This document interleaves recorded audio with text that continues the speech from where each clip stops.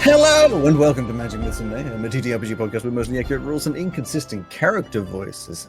I'm Alex, your host and GM, and with me are Rowan, Buddy, and Joe, three of my four wonderful players. How are you doing? Oh, you know. That's very loud. I'd just like to say that if Disney's Skate Adventure or Disney's Extreme Skate Adventure, we're done. Podcast, then I'm not going to be sponsored by Disney. I'd be okay with that. No. If Disney sponsored, they'd end up somehow absorbing us, and I don't want to be. Absolutely not. Yeah, we'd sign a contract, and then, like, 5 years down the line, they'd be like, actually, we want to own you now, and because you signed this 5 years ago, we do. Yeah, corporation. Think about how much money would be. Because you didn't read the fine print that no fucker could read because it looked like just a line. Mm-hmm. Wait, are you guys saying that if we started getting contracts for sponsorships, you wouldn't get them vetted first? You just sign them? No. What Correct, Cody's saying is she'd never read them. I'd be going through them with a fine-tooth comb. No, Don't include me what in I this was shit. saying is that they probably add in something so small that it just genuinely looks like a line in the paper, and actually it's words that you would have to use a bloody telescope. But that wouldn't be contractually blinding. It'd be contractually blind. It would be the way that they do it. So anyway, I'm glad you're all doing really well today. I'm glad we've run out the music a little bit there. I did, of course, say there's three of the four wonderful players. One of them missing. For some reason, I have it noted down here that the reason is check with Joe. I'm so glad that you asked. I have a message to pass on. Okay. He didn't. From Mark. Mark has lived a full life, as we know. He does like to eat. Yeah, he's old. He has lived through many Millennia. times in the world, been through a few different eras. You could call it that. He has gone now to fulfill not his longest held dream, but Into that good night? I think no, not into that good night. Although it will take him overnight. Oh. So not his longest held dream, but something in which once he had this dream, it was like the strongest he'd felt about something ever. Sorry, Alex. Oh, that's fine. I'm under no illusion that I'm the greatest thing he's ever done. Mark is on his way to Canada as we speak to get a tattoo of Carly Rae Jepsen's autograph on his inner thigh, hoping that Carly Rae Jepsen herself will do the tattoo. But if not, he's going to settle for getting her signature and then getting a tattoo artist is that why he's to gone to Canada? do it as soon as possible. I'm going to assume she's Canadian. Yeah, she's Canadian. Yeah, I'm pretty sure. I had no idea, and I was trying to work out what this had to do with Canada. I'm pretty sure she's Canadian. So we have a recap.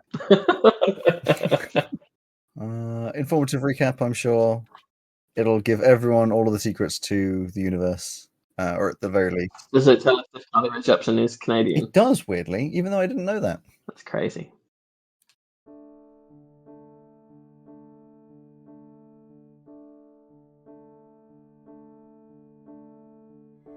What the fuck? What the fuck? What? Oh no, that's just ridiculous. What is ridiculous? Oh, for the sake of... What are you talking about? Oh, right. This report. Which one? Report TTT H136491 version 2 final version 4.1 amendments version 1. Oh, right, that one. What about it? It's fucking ridiculous. Oh, yeah, I know, right. How crazy is You that? didn't read it, did you? Well, I skimmed it. Okay, fine, I didn't read it. Knew it. Summarise it for me. Fine. So you know the crew of the Tainted Treant? Yeah. They're in Galado Fair right now. Okay. And they're just... I don't even know how to explain. Give it your best. Okay, so they're at the shops getting the things they need and had time to kill, so they went to the monastery just to look around. Well, the captain and Ozzy went and asked for directions around the place and were led to the top of a tower where they could see a beautiful view of everything. Okay. What's weird about that? Just wait. Okay. Pesto, Niffy, and Pastel went off in search of treasure and promptly got lost. Isn't Niffy meant to be a navigator? Well, you'd think. Anyway, the captain could see them through a glass roof and tried to call them, but they just threw away their talk stones and ran off. Why? Exactly. They ran into a cage door leading down a tunnel and decided, of course, to break in. Bit sacrilegious. And walked down the tunnel for a while before they started smelling a bad smell. Oh no. They decided to brave it and walked further and further. Oh no, why? Until eventually they found the source, which was the city sewers. They found a giant waterfall of shit. Oh my stars. Are these the people we're charged with watching? Yes, indeed. Why? I have no idea. Well, what else do they do? Well, the rest is fairly normal. They went to a tavern, spoke to an adventurer who was a self-loving, arrogant, bigoted prick, and then slept. The next morning, they picked up the blacksmith stuff, spoke to the tavern owner about an entrance to the dark heart, and left the city. Wait. The what? The city, the big area with buildings. I know what a city is. Then why did you ask? Not the city, Sangzorsak, the dark art. What about it? What is it? What is... How do you not know what it is? Because as we've previously established, I don't read the reports. I hate you. I know. So what is it? Interdimensional marketplace? Oh, weird. Yeah. But where's the entrance? In the sewer tunnel. Classic. Wonderful. Very good. Love it. You find yourself just off the northern... actually, to be a little off the eastern side of the port of Gladfair. And there are indeed a few plans which you had made to travel. One thing that had in fact happened is as you were escaping the clutches of the port, you crashed into the side and noticed that the captain had gone missing. Swear to God. The captain is the worst at this. Yeah. Are we surprised? Are we really surprised about 1, the crash, and 2, the him disappearing? The crash, probably not. This is common No. practice. The disappearing is more of a, oh yeah, he's gone. Like, it's unplanned. Never is It's a pain in planned. the arse. He never says, "I'll be back." I have a question. Yeah, Okay. Why is the captain gone? Why not?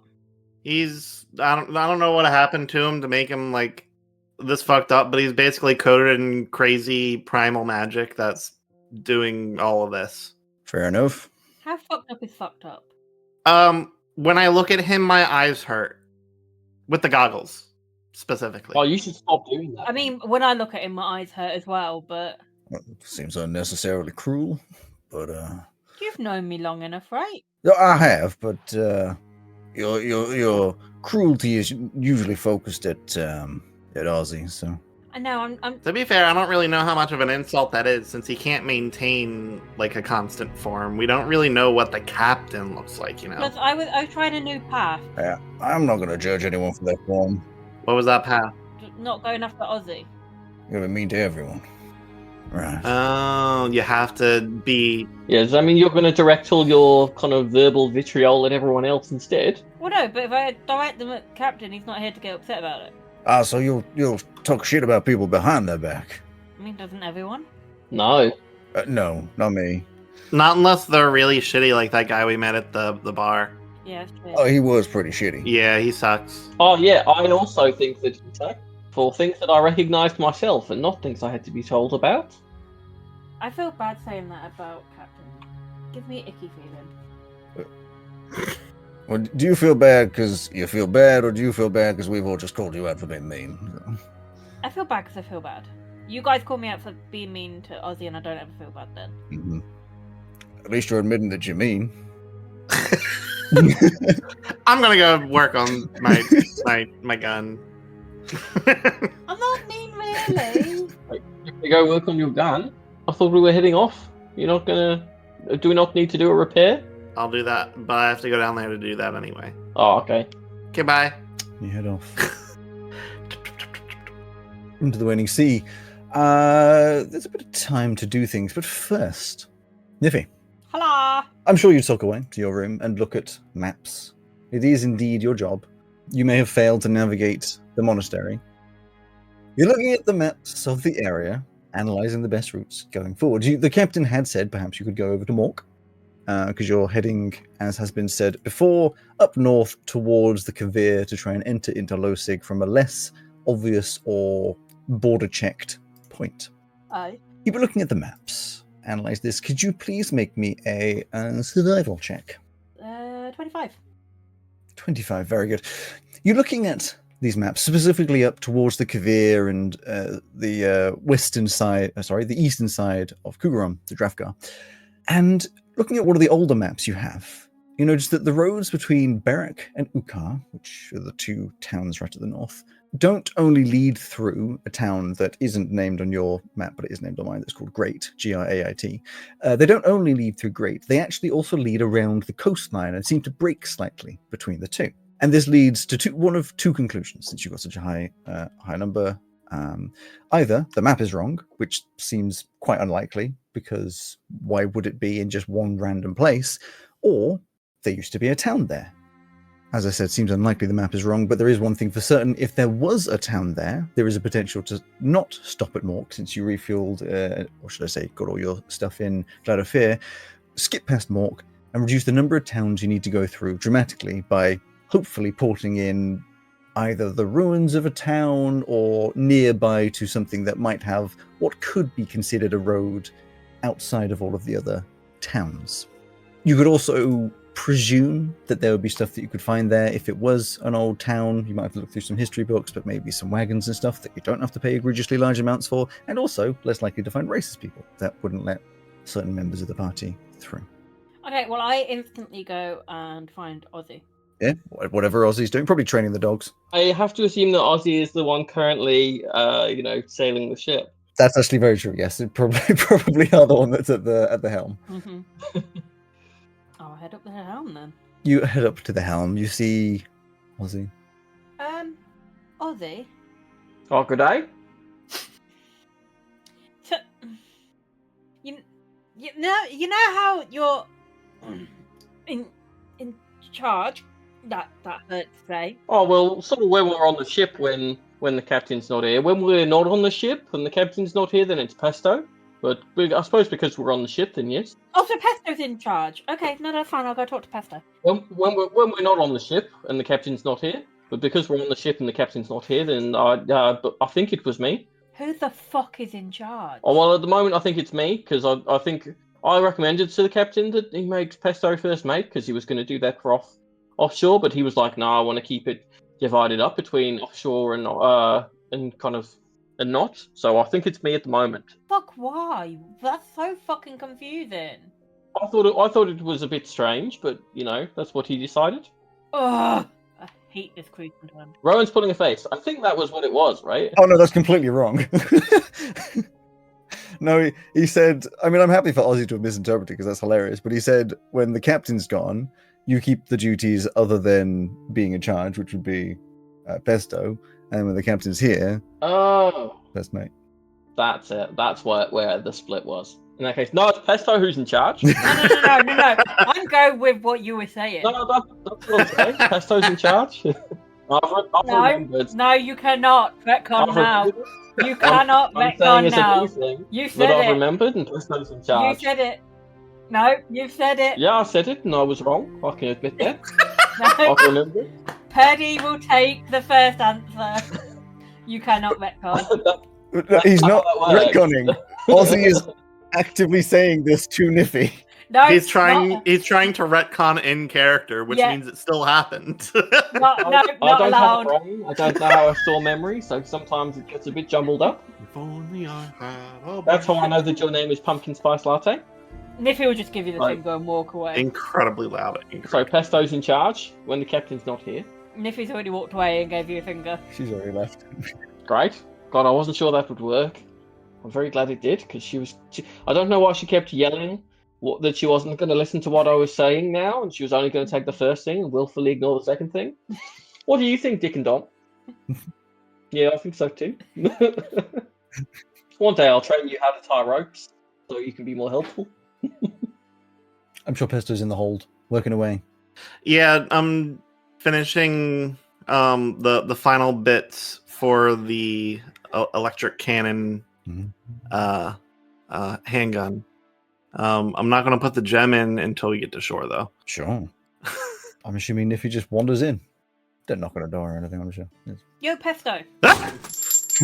You're working on something really intricate.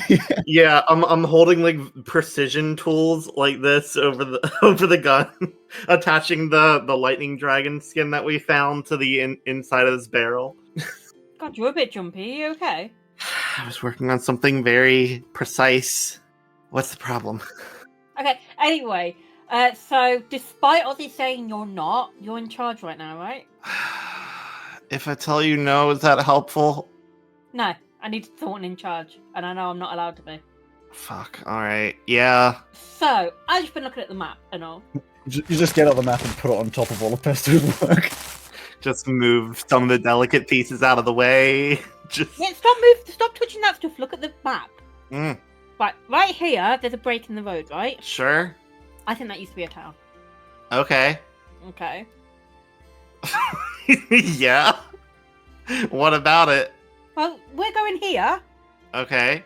Why don't we go here? Pesto, you would note something that, in her excitement, she possibly wouldn't have thought of, that she's currently pointing directly at a volcano called Coromet. Well, because that's a volcano. No, that bit there. It's a volcano. What? The road goes through a volcano? I don't think so. Who's stupid enough to do that? I mean, the world's a big, weird place. Maybe it's a volcano that they dug through. Maybe it was...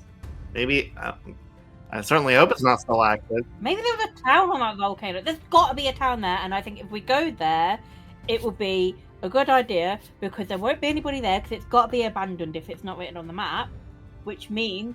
Can I just try to, just dust away that part of the map to see if it's, a smudge or something? You can do an investigation or a survival as well if you wish to look a bit closer. Yeah. That's a natural one, actually. I mean, you look at it, there's no smudge or anything, and you're like, well... Or in fact, with your natural one, I'm sure what actually happens is your little raccoon brain takes over and you're like, putting a volcano on the map would be exactly the way to hide treasure. Alright. You have a point. No, I have. That's why I'm saying it. Set sail! Set sail for that place! Cool, I'll go tell Ozzy. Cool.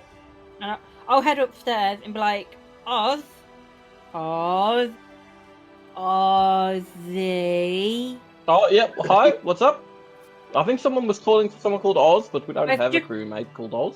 I was calling you Oz, you dipshit. Oh, why would you do that? Wait, I know, I can get this. I know what this is. You have bestowed upon me a new nickname. Uh-huh. Yeah. Great. Wait. You actually got that right. Do you think they call it a nickname because Nick is short for Nicholas? Maybe. So I suppose this would be an Oz name. We've spent too much time together. I shall bestow upon you a nickname in the spirit of friendship. A nickname? You shall be Nick for the nickname. That doesn't sound anything like my name, though. No, but it's a nickname. So no? But you get an Oz name. Why can't I have a... I don't know. Well, I thought it would be like a fun, thing. It's alright, I can come up with something else. No, it's fun. If you want to call me Nick, call me Nick. Wait, really? I mean, sure, if that's what you want. How do you feel about Nicky? I mean... Because that's quite similar to what we already call you. If that's what you want to call me. So, yeah, Pesto, even though you don't think he's in charge... No, no, he's in charge. No, you said... Okay, so... What's happening? Pesto said we could follow my plan. Right. We're gonna just whack out the map on top of the steering. Yeah, because it's like the big panel of buttons and stuff. Just out it goes. We're gonna go here instead because it's an abandoned town, I think. All right. So yeah, we need to start heading this way. Okay. Okay. Thanks. Bye. You seem a bit out of sorts. Are you all right? I'm okay. Do you require medical attention? No, I'm fine. Goodbye. Okay. You need medical attention. So, you know that this trip probably about 50 hours? Goddamn. Perhaps tipping a little bit over. If you were doing it as you have been before with your sort of 8-hour breakdowns, let's work that out. It would be 10 separate sessions, sailing points, times, and things, which can also be split to Grim. Pastel, though he wouldn't want to do anything particularly complex. Pointing it in a straight line and going that way is certainly possible. So, within those 50 hours, I'm sure, Besto, I don't think we ever stated how long it would take to do the upgrades to your lightning Gemini gem. Yeah. But just 50 hours is at least enough for the construction. You are vaguely aware, of course, you're not sure what will happen when you stick the gem in it. So, once the construction's there, we'll see. But I would imagine 50 hours is probably enough. Well, it wouldn't be 50 hours because you need to sleep a couple of times, but within that realm to at least get the parts together. But obviously nothing to test it until you put a gem in it and do the testing phase of everything. Mm-hmm. But it can be constructed. Have no fear about it, Rowan. Sticking it in and hoping for the best has gotten through many a trying situation. Well, exactly. This is what all the pioneers do. They always stick it in and hope. Mm-hmm. Stick it in, wiggle it about it. Oh, I see. You were making that a crude joke. I see. Yep. Of all the people to do it against, that was unfair. I usually get it. So, the other two of you, what do you want to do in this time? Is there any chance that Ozzy would be able to assist in the creation of this thing and therefore lower the amount of time? Pesto's thingy? Yes. I mean, that I will leave to Rowan as to whether or not you think the skill set that Ozzy would have, or in fact Pesto would invite any assistance with these things. I will also add, obviously, you can do it all within that time, except you didn't want to put the gem in, so you wouldn't be rushing ahead of anything anyway. Yeah. I don't imagine Ozzy's skill set would be particularly useful here. Okie dokie. In that case, during a long rest, I will switch over one of my weapon mastery slots to Warhammer from Heavy Crossbow. Funnily enough, it's the same mastery. It's push, because I have my fancy new Warhammer. Fancy. Other than that, it's probably, say, once every 3 hours that he's like active, he'll do a quick sweep of the ship for the captain, just in case he's come back. Sure. Yeah. He would be the Pez dispenser for Nikki's medication and be keeping running tabs on how much of that is left. Yeah. Did I note down? Did I get you to note down? I think I said a couple weeks. Was it 3 weeks? Did I write it down? I don't think you gave us a figure. No, I don't think I did. I would say you're still going strong. Like, they gave you a decent amount, especially since it's one a day. It was like a fairly hefty chunk. So you're probably still going fine. You would reckon that at the end of this, because it's been maybe, what would that be? Coming on about a week. You've got probably another week's worth of supply by the end of this trip. And how long do we think it's going to take to get from, like, the abandoned town? You would assume that most likely from where you're porting up, which is kind of, it's almost directly above that town that you don't have a name for currently, but the one that is called Great. You would assume maybe like a full day's travel. Okay. You know, if you wanted to stop over, you could do. It wouldn't be necessary. You could kind of push the whole way, but then you would need to stop over in town at the other side. Well, we've got enough to last us a little while then. Yeah. Cool. Not that Niffy would know that unless Ozzy tells her. Yes, of course, Niffy has no idea how much is in there. He'd probably not mention it. I'm trying to think. I'm looking at my list of trophies, and I actually don't think we've done many adventures since my last one that I've got on here that have been trophy, like things that he's taken trophies for. Because the last one I've got on here is from Ben Richito's house. True. We've done a couple of things from there, but not trophy stuff. Nothing that's hit the mark as of yet. Well, they're kind of things that have happened incidentally that are not in and of themselves like adventures. Yeah.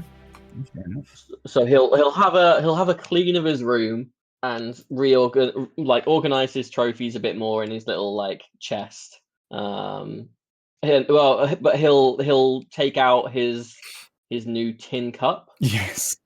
That Niffy gave him and place it gently on the top because he doesn't really have anywhere else to put it. And Niffy, during that time? She's going to spend some time with Pumpkin. Yeah. Probably just not training, just trying to bond a little bit more. Because she has been neglecting her responsibilities. She has responsibilities? Well, that's why I was a bit like, is it responsibilities? Sure. So yeah, she's going to spend some time. Sure. It's about 2.5 days, so if there's anything else you wanted to do in that time. I'll think, but probably not, because it means I've got to think. So, you sail north, and it is getting notably warmer. Where you left off, you were looking at maybe 25, maximum 30 degrees centigrade. As you go further north, a lot of the trip, it's getting hotter, about 30 degrees on average. And by the time you get to the northern side of Drafgar, it's like 40 degrees. Hang on, I need to Americanize that. Hot.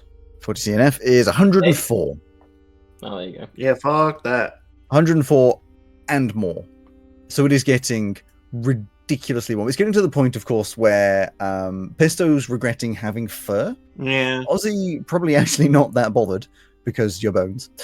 And Niffy, yeah, it's probably. It's way out of what you'd be used to because you're from somewhere far below. Mm-hmm. Though you have spent some time, as you've mentioned to the other people in Gift you still aren't used to the heat. Yeah.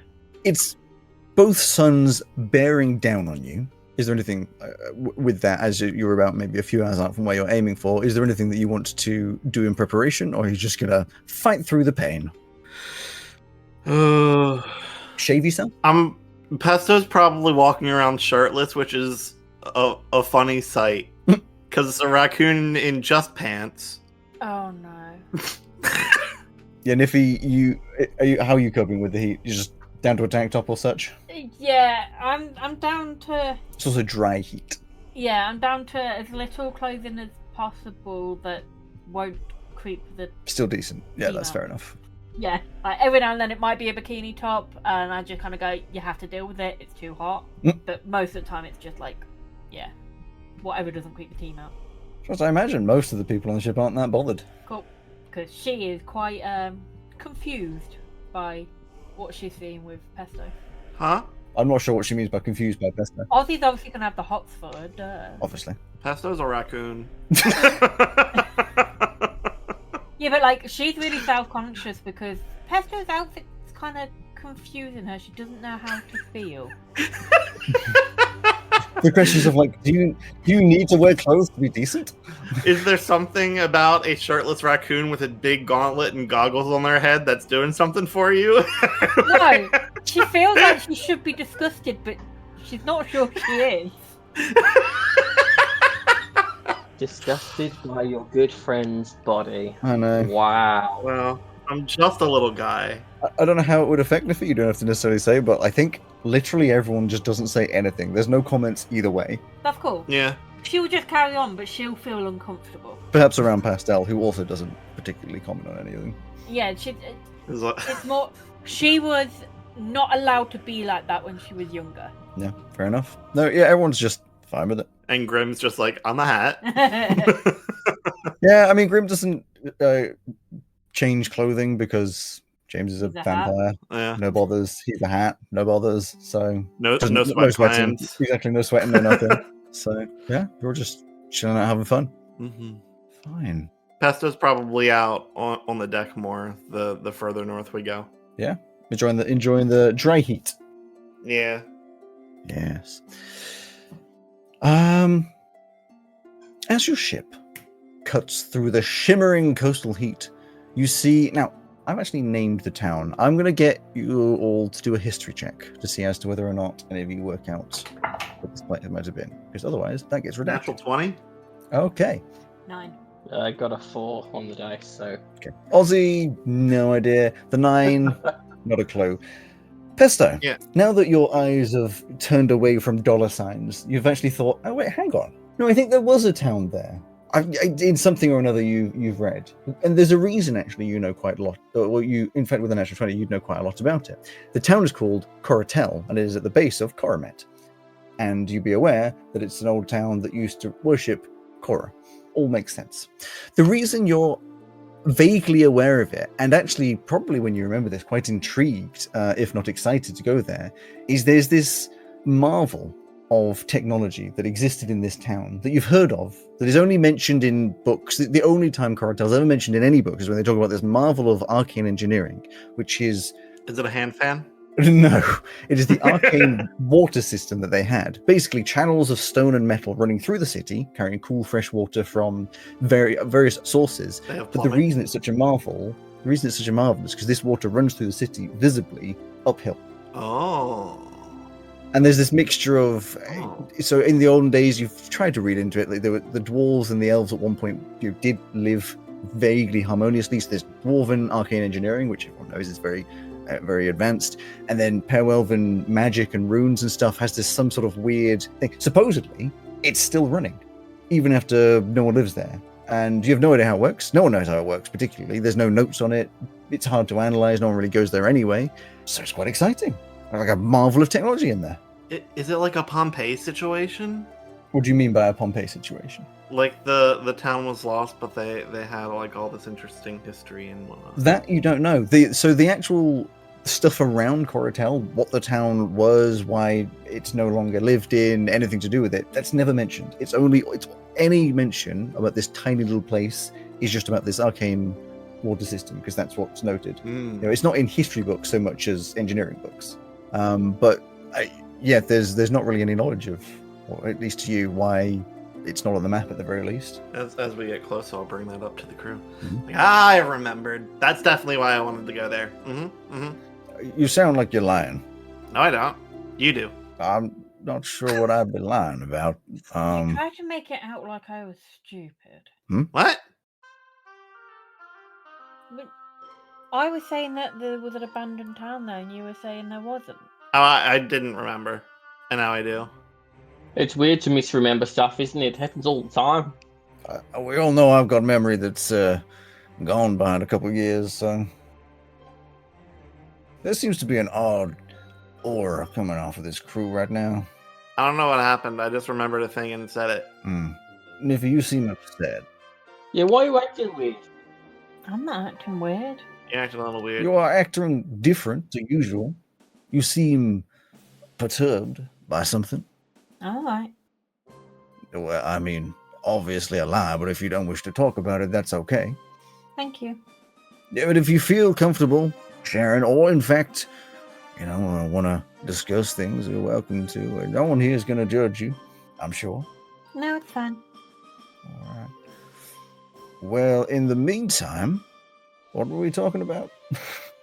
I don't know. I don't really get what's going on. We're on a boat, sailing towards, what did you say this place was called? A few names were told. Something like Coronet. Coronet. Yeah. Like the trumpet. Huh? I was thinking more like the volcano from Ruby and Sapphire of the Pokemon games. I don't know what that is. I don't know what that is. Is that some Mapak thing? Yeah. Mapak. Oh, fair enough. What's a Pokemon? It's a monster you poke. A monster you poke? That sounds like a terrible idea. Sounds like some form of sex act to me, but... Sex act? Well, that's two very different answers there. Niffy's probably right. I'll probably be wrong. I don't know that I've ever heard you say that before. No, Shall I take your temperature? it said something. I'm okay, you don't need to touch me. It is quite warm at the moment, I think. Am I correct? I try to pick up on these signals. I don't really feel it myself. No, I'm not really sure. Pesto puts a paw to the fur in the center of his chest and just comes away wet. Yeah, it's pretty hot. Noted. Okay, well, remember not to drink seawater. I wasn't gonna. Okay, well, that's good. Nikki, also, you don't drink seawater, okay? Nicky? Who? Yes, it's a Nikki name. What? It's Niffy's Nikki name. What is a Nicky name? Niffy's Nicky name. It's like a nickname. A nickname? Why would Niffy's nickname be? Niffy's already a nickname. No, but we needed a new one because I got a new one. Oh, what's your new one? It's Oz. That makes sense. Well, see, that makes sense. Nikki doesn't make any sense unless this was requested. No. Oh, it's like Niffy, but it's like a nickname. It's like a Nicky name. I'm gonna head downstairs. I think once again you've misunderstood. No, they said that they were alright with it. Yeah, I don't think they are. They said I could call them whatever I wanted, and I went with that. Yeah, it seems like which I thought was quite good. Resignment rather than agreeing. Oh, well, that's a step up, so I'm going to take the win where I can. Ooh.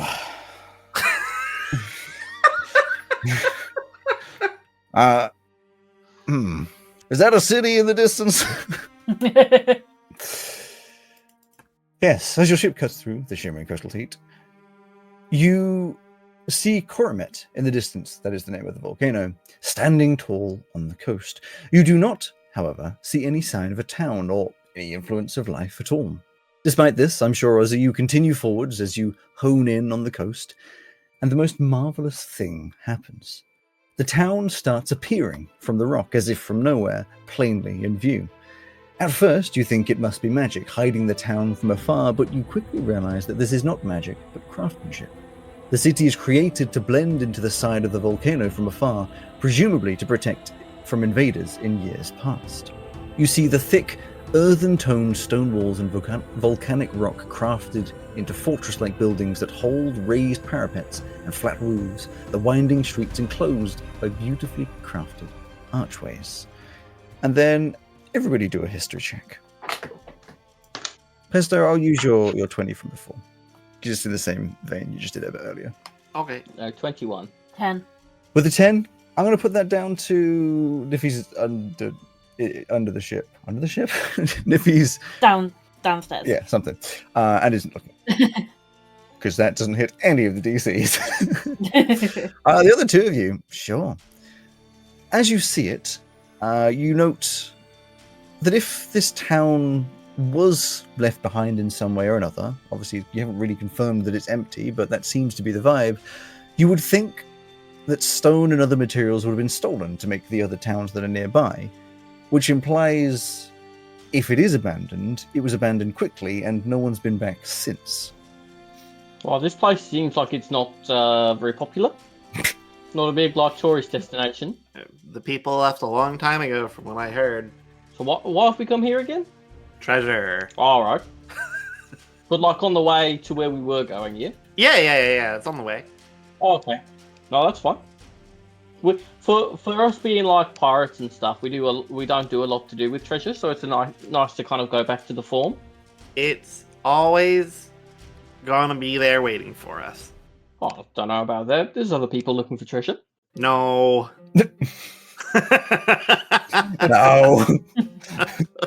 What a solid and well-created argument. I wasn't interested in an argument. Ozzy, you're directing the ship still, I would assume. You do not see a port. Or at least if there ever was one, it is now gone. But you do see a set of coves to the west, which seems like the kind of place you could safely leave the ship if you moored it far enough away from the rocks. I will do so. Sure. As you approach the cove, you can see that there is a cave apt for a ship your size, but probably difficult to navigate due to the rocks below. Are you going to attempt to park the ship, or are you going to leave that to, say, Niffy or someone else? Oh, I'll do that if I'm driving. Wonderful. Then do your vehicle vehicle handling check. Yes, I'm proficient, so we're just doing it as proficiency, aren't we? Yes, for this. That would be a 17. 17. Almost perfect. Pesto, you hear the fateful sounds once more as you're slowing down of some bumping and scraping on the bottom. Not enough to break through, as the captain tends to do, but enough that at some point you're probably going to have to go under or get Ozzy to go under the ship and check it out just to make sure that there's no significant damage as you bash off the rocks. I mean, that's just wear and tear. I mean, you rolled really well, so it must be an incredibly difficult parking job. It's a lot of those, when you see those caves where sticking out the water, there's a bunch of what are effectively stalagmites. It's that kind of thing sticking out, which you've scraped across a little bit. But yeah, no, it's nothing that I would say you would be terribly worried about. You're just probably frustrated that every time you go to park up, there's some kind of bumping or scraping. Yeah. As you get into the cave, it becomes apparent that you are not the first people to have this idea. At the side of the cave is a fairly convenient ledge suitable for walking on, and coming from that is the remains of a dock. Its wood is broken and rotten far beyond saving, but it's enough to anchor next to and use rather carefully to get to shore.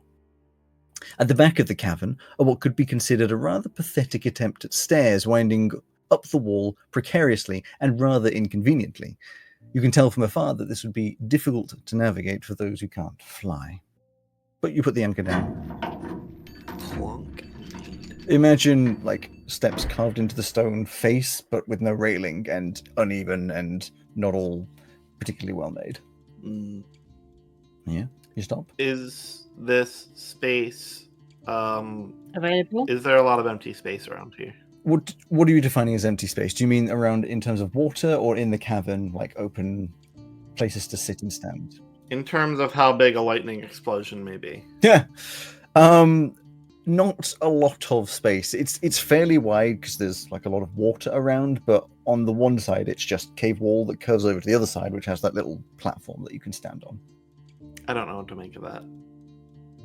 But it sounds like I can't work on that. Well, you'll be aware that it's going to lead somewhere. So potentially, once you get up some steps and away from the ship, presumably there's space. There's an entire city that you're going to. Okay.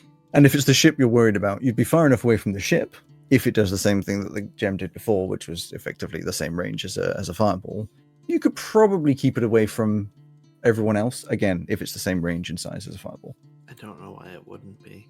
Well, you've had absolutely no time to test. Like, since it last exploded, which was weeks and weeks ago, you effectively put it in a bag and went, I'm not touching that. Yeah. What's everyone else doing? Probably just watching you, waiting while you scratch your head. Yeah, I just kind of came up and waiting to find out what's going on. I'm gonna test something off the ship. Give me a second. Alright, do you need any help? Okay. Maybe. Ozzy, do you remember, did you trigger those explosive gems back in that room? You weren't there, were you? You were stuck on the other side because the crevice was too small. I believe we used small animals. Oh yes, to sacrifice them. I was trying to remember what touch triggered it, but we're just gonna fuck around and find out. So I'm gonna I had changed my one of my things over the night before, the infusions, back to my animated glove. Mm-hmm. Taking it away from my goggles so I can't do my detect magic through there. So I'm gonna have the glove hop off my hand and go into the bag to pull it out itself off the ship. Sure.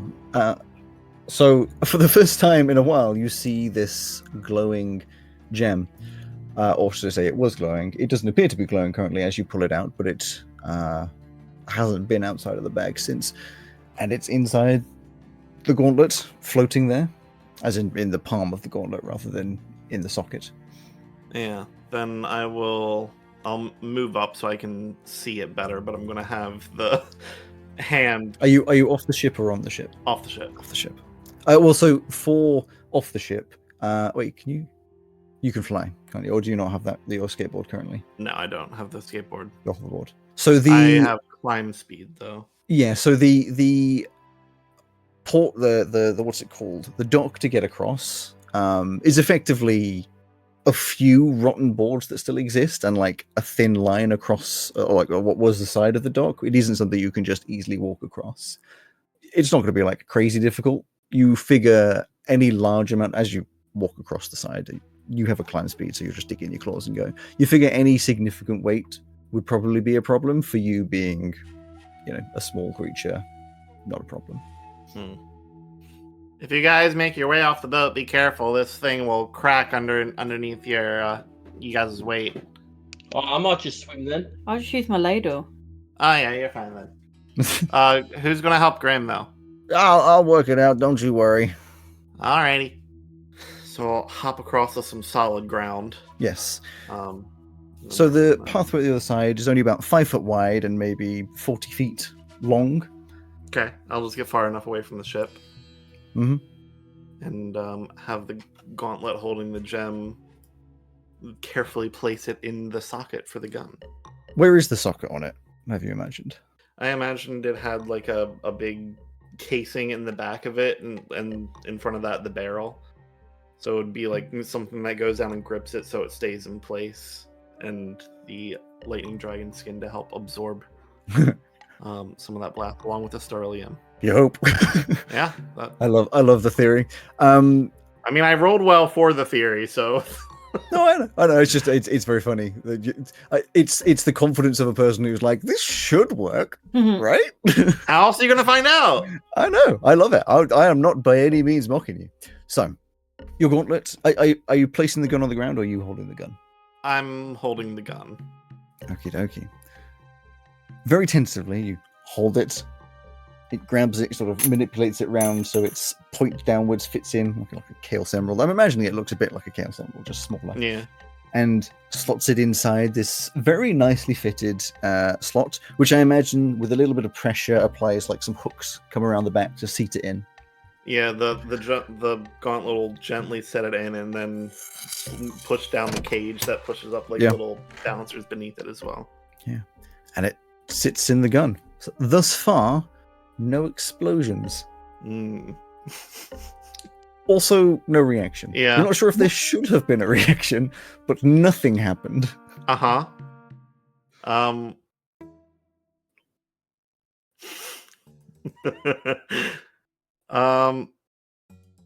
You said the pathway down goes longer, like the path away from the ship is like 40 feet. So to clarify, I think you've had a bit of, I've not explained it correctly. The path is parallel to the ship. So you come off the port. So the ship's here, you come off the port, and then the path is like alongside the ship, just obviously further over. So you're about 30 feet away from the ship, and this long path, it's all about 30 feet away from the ship. Well, I guess down the other end, the ship wouldn't continue on for as long, but... I'm going to point away from the ship with the gun and click the hammer down, see what happens. Okay, in your hands? Yeah. Wonderful. You gently pull down the hammer. Yeah. Pull it away from your face, pushing as far away, like, pull the trigger, and audibly, you've got your eyes closed looking away, you feel nothing. Audibly, you hear this pop in the distance, and you open your eyes, you look at the rocks over the other end, and there's just this massive scorch mark all up the top. It worked! Yay!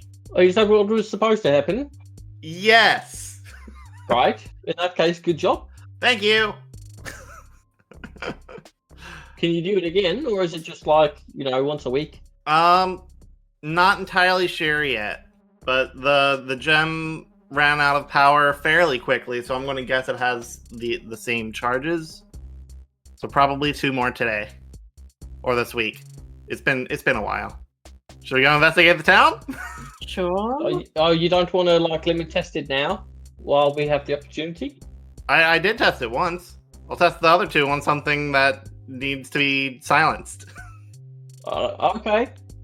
If you think it'll work. Yeah, it'll work that time. You have a lot of faith that that's going to work every single time. Don't know how else to trust it other than to keep trying. Fair enough. All right, I'm going to start heading into town. If you guys are coming... Yeah, I mean, Grim would hop off the side, climb down one of the ropes you have, and because the gangplank couldn't get to anything, and then tentatively walk across the bridge. And makes it. Oh, yeah. That does actually fairly well. All good. The other 2 of you? I'm on my ladle. Sure. You fly across. Ladle. No issues, of course. I guess it might mean that I have to take the long way around, but I guess I'll just walk the shore, the floor. The shore floor. Yeah. I was just getting in the water and then climbing out the other side. Yeah. Yeah, I mean, you don't have to breathe, so it's actually relatively far down where you're sitting. But, you can go, wee, plonk, get over to the side, and then slowly climb out. Probably something out of a horror movie, this, skeleton in armor climbing out over the side. Sorry, I'm writing stuff down that's totally not about your gun. Yeah, sure. Totally. I'm sure I'll get all that information eventually. Yeah, don't worry, it'll be very soon. So, you all make it across. And you're sitting at the base of these stairs. You can see close up that these... calling them stairs is probably a little bit... Generous? Hopeful? Yeah, a little bit generous. They are... Someone at some point vaguely carved out what could be considered stairs that if you try to walk up them, there is a decent chance you'll fall over. Lovely. I know I'll be fine going up that, but is everyone else confident? Oh, my ladle. Pretty confident. I might get pretty exhausted climbing it though. Yeah, it does look like quite a long way. Yeah. Your little arms. Yeah. An Aussie? I'll do my best, but it might not go very well. Now we could throw a rope down or something. Oh yeah, if you want to. I could give you a hand and have my glove pop off and wave. Was that a me or the Aussie? Because I wouldn't be Ozzy. Oh. Well, I'm not sure how that would help if it's not connected to me. I don't understand. Yeah, you could reach out. You could catch onto the hand, if you're about to fall or something. Oh wait, will it support my weight? Yeah. And it just sort of floats around? Yeah. Oh well, in that case, that thing can just carry me up. Can it? I don't think I can carry you. If it supports my weight, it's going to stop me falling. I'll just kind of hold hands, and if it floats around, then it'll just float me up, no? What does the wording say? It doesn't... For some reason, it doesn't say anything about weight. I could always just go up the top and send my ladle down.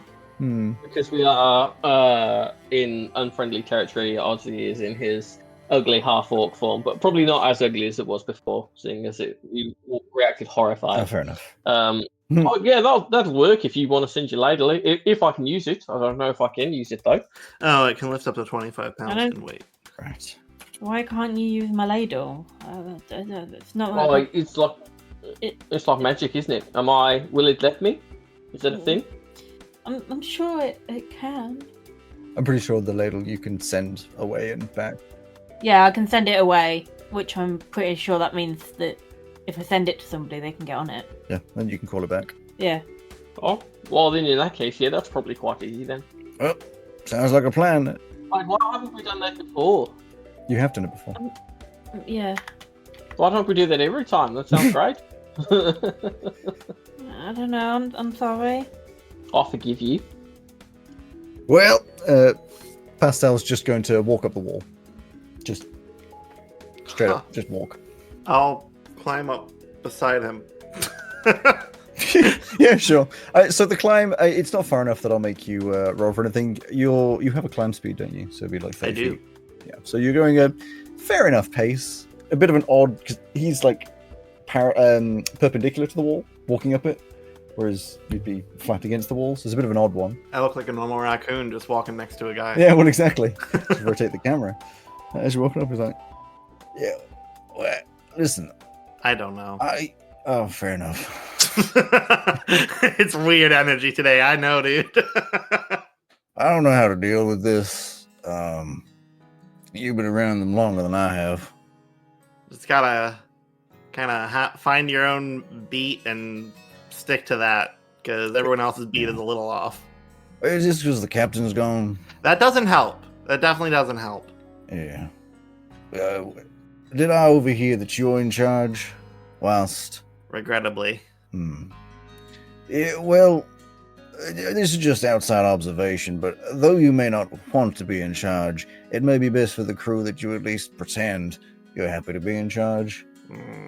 Otherwise, it makes a bit of a weird dynamic where people don't really... Well, they know you don't want to be in charge, they don't ask you questions, and... Well, it becomes difficult. Your captain's confidently in charge, which is why you all feel so... Oh, well, some of you feel happy to follow him, but even if you're not so happy, you at least respect it. You are respectable, Marpak. There's no denying that. it might be worth taking the role a little more gracefully. Yeah, you're right. I'll try. Yeah, and if you want to keep it between you and me and have a complaint at the end of the day, that's fine. The energy's got to go somewhere. I may have to. But for now, because I feel it will help the situation, I will happily give my opinion on things, but I will follow you as though you are my captain. I'm not into, death necessarily, but you get what I mean. Yeah. Well, I appreciate your support, Grim. Oh, no worries. As you top over the top of the... Yes. And Niffy's just up there waving at them. Oh, hello. Hi.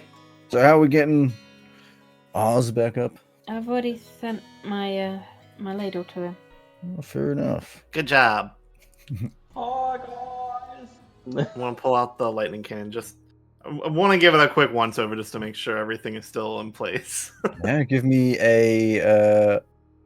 You could do Arcana if you want to assess the more arcane side of things, or a Investigation if you want to look at the more mechanical side of things. Can I do one after the other? I mean, there's no reason why you wouldn't be able to. No. Sure. Investigation first. Sure. That is a dirty 20. If you just roll both, because then it's just easier. Yeah. And then Arcana was a natural 20. Ah, fine. The gun itself seems fine. It seemed to channel the energy. You weren't looking, but it seems to channel the energy fine. Fired something. All the parts are held in place, nice and fine. There's a little bit of scorching on the end, but this is expected from the energy output.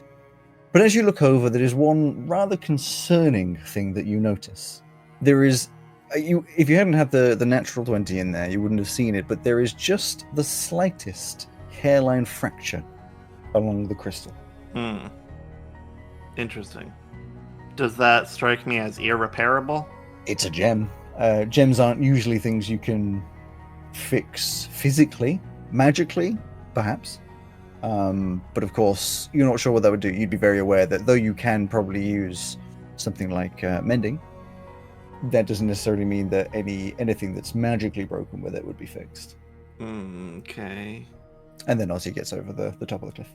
Oh, you're not going to shoot me with that, are you? No, I don't think I can use it. Oh, but you said it works. Yeah, there's a crack in the gem, though. What does that mean? Well, I have to strike it with a mechanical hammer every time to activate it, so its structural integrity is, not all there. The more I hit it, the bigger the crack will grow, and the more dangerous it will become, probably blow up. Right. We don't want that. Okay, you're hitting the gem itself. You gotta. Can you not put the gem on something and then hit the something and it transfer through? I mean that's technical. It's encased in lightning dragon skin, and then the hammer's hitting the little sack that it's sitting in. And is that where the crack is, or is it cracking because it's funneling its energy through something? Maybe you just need a more efficient way of drawing out the power rather than it exploding within the thing. Well, it was probably cracked before. It was in that cave for a long ass time. Oh well, I'm sure we can find someone to fix it. Maybe if we hit it with lightning or something. It would need a very powerful practitioner of magic, and that'll cost an arm and a leg again. Well, doesn't your glove do lightning stuff? Why don't you just shock it? No, it does fire. Ah, I'm sure the captain can do some lightning stuff if we ask him. I'm not sure that would help. Also, the captain's not here right now. Oh yeah, we'd have to wait to ask him. Yeah. I'll forget about it for now. Let's go see what's up with this town. I'm sure that all your effort, Pesto, has not been wasted. I hope not. So, at the top of this staircase is a small tunnel that you walk through, leading out into the vast red plains. As you walk through this tunnel, you can see outside just how warm it is by the heat haze, and as soon as you get out, sweltering. You may have forgotten slightly in the shade of the cavern, but yep, it's fucking hot out here. Very hot. Or at least two of you noticed, the other two of you not particularly bothered. And you can see, in the distance, maybe only a couple minutes walk, the base of the ancient city Coratel.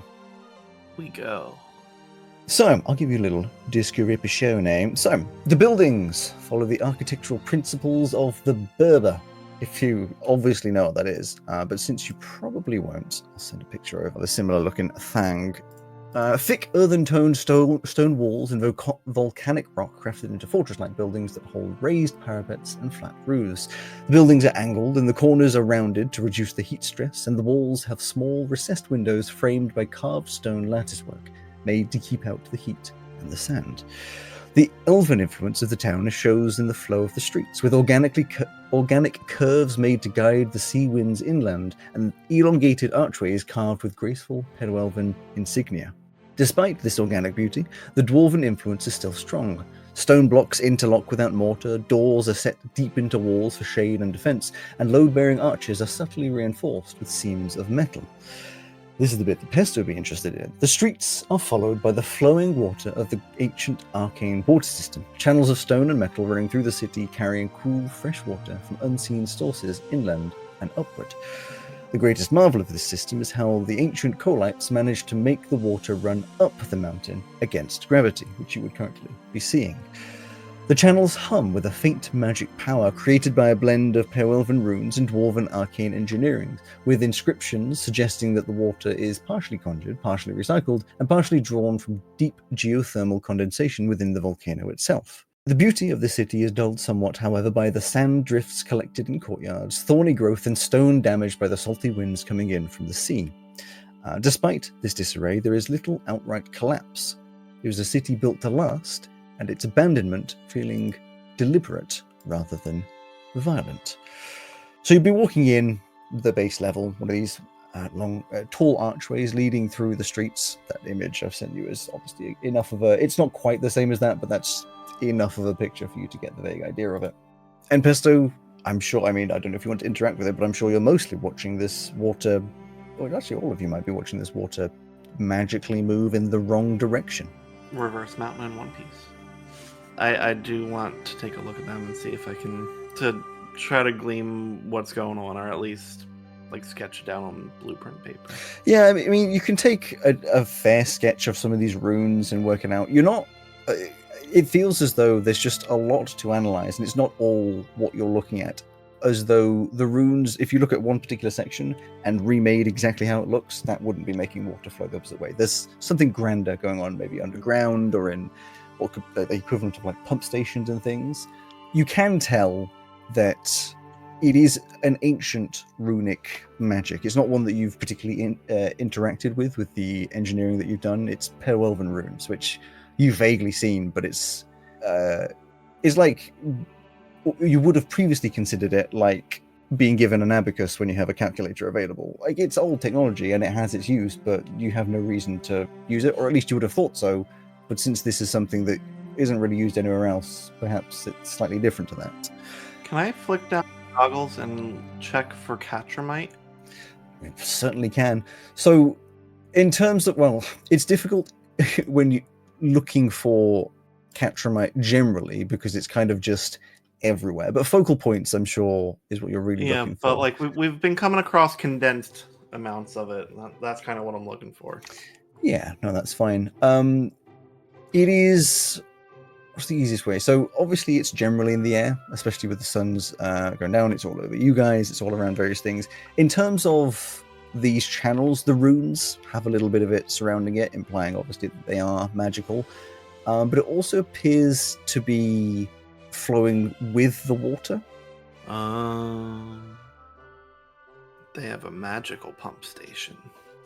They're putting catramite into the water. We need to legislate this. Who knows what will happen? Yeah. But it is crystal clear water. Presumably, from what you've read, this would be drinkable, like clean water. And this is how the captain turned into what he is, by drinking catramite water. That's how they get you. Yeah. Draw you in. This is odd. A very astute analysis. If you say it's odd, then it's odd. There's catramite in the water. The magic is pushing it up. Ketra who? The raw magic. Oh, okay. Can we cook it? Cook it. Huh? Huh? Normally, when it's raw, we cook it. Can we not cook it? Oh, I understand. If it's raw, how come it's doing like a specific thing? Well, that's the weird thing. We came across it was a high concentration of catramite that made that wizard into a beholder, and it's what the captain's coded in. Maybe these people found a way to make raw stuff work for them. Oh, it's pretty weird, eh? Yeah, but it seems to be pushing it in that direction, which means the source of it is in that direction. So we should go that way. Whatever you say. Sure. I mean, if that's what the direction we're going. May I ask, what is the objective of this town? Are we looking for transport, or just the source of the water? Yeah, I came to look for transport. Well, I'm happy. I'm also happy to look for the source of this water if it helps us, of course. Well, I thought this place would be less racist and you guys would be safer here. Oh, Well, we can confirm that thus far no one has been racist to us. yeah. Oh, thank you for the thought. That's really nice. There aren't people here, so I don't know. Maybe we could find materials to like make transport. Surely there'd be some left behind, maybe? I could be wrong, I'm Maybe, but the city is ancient itself, so maybe if like more recent people came by and left transport here, do we want to split up? I just thought maybe you'd be able to get the ancient one working. Well, it sounds as though we've got an adventure on our hands. Yeah, A little bit of a investigation. multiple objectives. I like to trust Niffy's gut. Yeah. You do? Well, so far it has either led us in the right direction or somewhere interesting, and I like both. Mm-hmm. Oh, okay. I still think we should check out the source of this stuff, though, because wherever it is a source of magical power, so maybe they would have transport at this centralized location. Now, did you say we're splitting up? Well, I asked if y'all think that's a good idea. I mean, are we short on time? No, but we can cover more ground. But would it not be safer to stay together? It would be safer. One thing at a time, then? I think yeah. one thing at a time. All right, then let's. Well, if we secure transport, it'll be faster moving around anyway. Alright. So then then let's check the edges of the town first. That's where they'd probably have transport. Sure. Yeah? Lead the way. Well, we came in at the edge of the town, presumably. Yes. Astute. So somewhere around here. Yeah. Do you just pick a random direction and go? Yeah, just Wonderful. walking through the streets, see if we can. Maybe we can find a directory or something. The phone box, who knows? Yeah, this way for kiosk B. You walk through the city as a group, and it is slightly eerie. It's nice. I mean, it's a very pretty city, and because it's all made out of stone, there's no particular degradation of anything. Anything that isn't stone seems to have, over time, fallen apart, but all the buildings themselves, I'm sure every now and again you check inside one, they're solid. Insides of the buildings are decorated. Old decoration, and a lot of it's fallen to moisture from the air and such. There is not a lot of moisture in the air, but there's cool sea air coming in, so potentially from there. And it's all overgrown on the inside, but it does embolden this idea that this wasn't a slow movement out of the city. This was like everyone just kind of stood up and left. Well, a bit concerning that, isn't it? Yeah? Whatever it was an ancient problem, though, right? Certainly nothing could be threatening here today. Yeah, nothing like lives a long time, does it? Else. Although I suppose there are things like me that it can be dead for quite a long time, but, still around. Yeah. Well, Good to keep in mind. Stay on your toes, I guess, but not too high. I don't have a weapon. No? But I can just use my hands. They are fine enough. I can give you one of my cleavers. That's very kind. I would suggest for now, you hold on to them. You'll be far better at using them than me. And worst case comes to worst case, What kind of things are you good with? I don't remember. I think my hands in this body. Oh, then you probably don't need a weapon. Okay, then you're sorted. I don't think so. I don't think I'm I'll have a problem. Well, Just in case, just be aware. Technically, I can, points at the teeth, little fangs point out. yeah. Well, just in case, I have this light crossbow that I never use for digging into the bag. Here you go. And some bolts. Thank you. Puts it over the shoulder. All right. Continue forwards. Would someone like to roll a d4? Go on. I got one. Roll it. Rolling. A 1. A 1, Pesto. Yeah. Pesto. As you walk through these winding roads, your eyes are wandering around, looking at this water channels, which some follow alongside the road. Every now and again, they raise in the air, go above the houses, like very small versions of aqueducts and things. It's very impressive.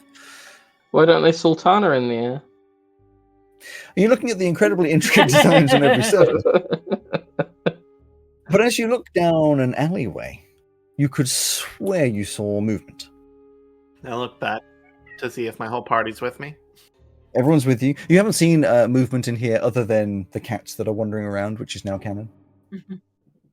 It's not a city overrun by cats, but every now and again you see movement as a cat. But this seemed bigger in the corner of your eye. Anyone else see that? See what? Oh. See what? There was something big moving over there. Oh no, I didn't see it. Sorry. That sounds concerning. All right, I was kind of joking about being on guard before, but definitely do be on guard now. Mm-hmm. More perceptive, everyone. Continue to. You're not going down the alleyway? No. I'm not fucking with a thing that's not currently fucking with me. There's a dead body on the floor now. No. You're back where you were a few episodes ago. Yeah, what happened is Back in when grave. you were caught by those adventurers, you were all caught in like a some kind of mind trap. And this has just been a dream ever since. You're trapped in season 5 of Community. Oh no. Yeah, you continue on walking around. You haven't to this point seen anywhere that would be considered worthy of carts. I would assume you have been following the wider roads because those are the roads that the carts could go down. Yes. Yes. Following common sense here. No, that makes sense. There's a few courtyards, bits and pieces, but as you walk in, nothing particularly notable. Every now and again, a cat wanders by. Somebody else, unless you want Purdy to do it again, roll a d4. I want Purdy to do it again. Yeah. 2. You're counting up. Niffy. Yo. You definitely saw it this time. Dodging around the corner ahead was a figure, certainly humanoid. But this time everyone gets to run a perception because I'm sure you go 12. 4. Oh my god. I got a nat 1. Oh my god, you two. It's all up to Niffy. Oh wait, you can have what's it do it as well? Natural 20. Like, fuck for that. Yeah, got one of them out of the system before the battle starts. Yeah, but now you have a DMPC, you want focused natural 20s. Yes, correct.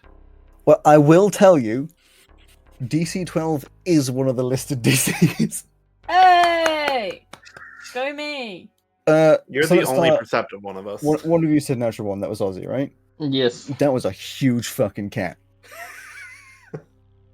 Oh god, they're cats, but cats from the 20, musical 2019, show Cats whatever it was, 2019, yeah. No. Oh shit. Oh fuck. They're coming for us. Pesto, you were distracted by some runes. Yeah. If we need to replenish any of our meat stocks on the ship and that, or we suppose we can catch them, skin No. them, hunt them. No. Absolutely not. No? No. I mean, I would really not want to do that. Thank you. Only if we're desperate, and I'm not yet. Just seems like a ready food supply. You know, it's no different than pigs or fish or something. Sorry, did you say kids? Pigs? Pigs. Thank you for I mean, I suppose you could also consider kids to be similar. Nope. But that's not really what I was thinking of. I really hope you're talking about baby goats. Niffy, you're 12. It was humanoid. You couldn't tell much else, but it was human. It wasn't a big cat. It was humanoid. Alright, so we're dealing with tabaxi here. Pastel, however, reports to you is like, hold on. I mean, sad I'm the only one who saw this. because it's less fun for the narrative style of the story. But I don't know what you're talking about. did any of y'all not see that body was injured? Injured? No, that's not the right word. No, decomposing. Oh, shit. Ozzy, you were right. They are dead. Whatever that was definitely dodging us. Oh, if they're dodging us, then they're staying out of our way, right? That's fine. I must have somehow, I don't know how it's possible, because it's not possible. I must have fallen asleep and I must be having a lovely dream. If he's being so nice to me, Pesto said I was right. This is the best day ever. This is great. I just wish that the captain was here to see it. Silence. I was just stating the objective truth, and that the thing that you had theorized was right. Oh, yeah, but it's nice to hear. Oh, okay. I don't think anything could possibly go wrong now. This has been a great day. Well, I'm glad you're having a good day, Ozzy. And do you know what? Yeah, thank you all for making it such a nice day for me. I've had a really nice time today. I'm glad. See what can happen when we're all on the same wavelength. Maybe we should tighten our formation a little bit, just in case that thing decides not to evade us. We have a formation. I mean, yeah, generally it's just like kind of a relaxed formation where it's not really a formation, but now it's become a formation because it needs to become not relaxed. So who's at the front? I would assume Niffy is at the rear with the gun. Well, do we want to be in a line or do we want to be in like a square? Yeah.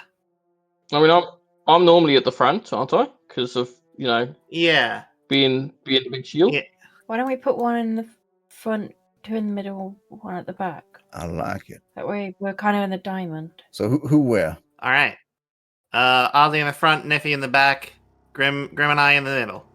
Sounds good. Oh, God, we're talking about strategy. There's a plan of action. This has just been...